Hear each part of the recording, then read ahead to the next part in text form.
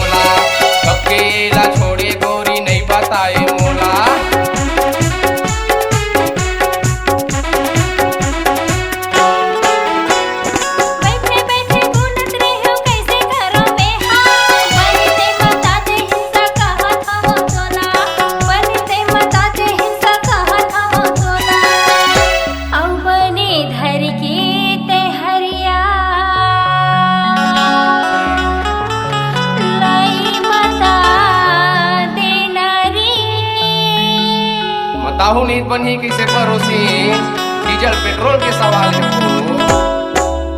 बने गद गद ले जाही दूरी नांगर हरी गद गद ले जाही दूरी नांगर हरी मात जही डोली मोरे चादर हरे मात जही डोली मोरे चादर हरे।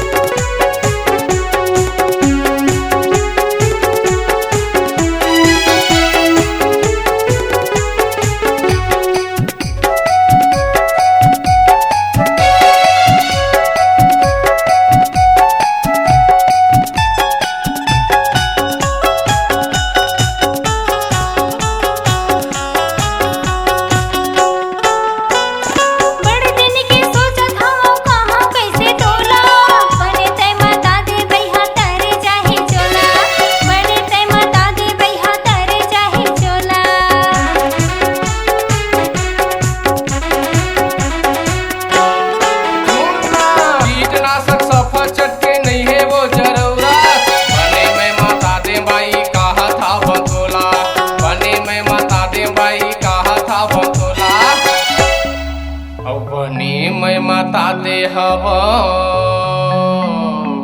बढ़िया मता दे बनबैहा औ कहती हवा तोलाओ बनी मैं मता दे हवा कहती हवा तोलाओ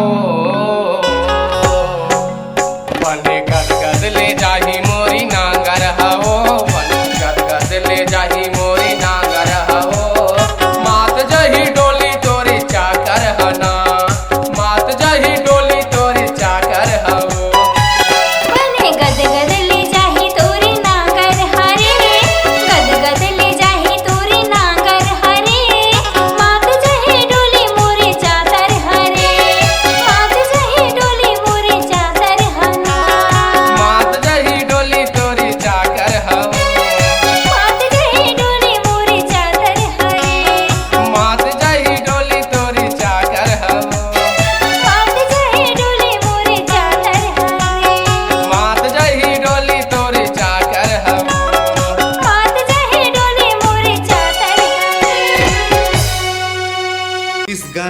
देखने सुनने के लिए आपको दीप म्यूजिक चैनल की ओर से बहुत बहुत धन्यवाद। आगे ऐसे ही गाने देखने सुनने के लिए हमारे दीप म्यूजिक चैनल को लाइक शेयर सब्सक्राइब करने के लिए बिल्कुल ना भूलें।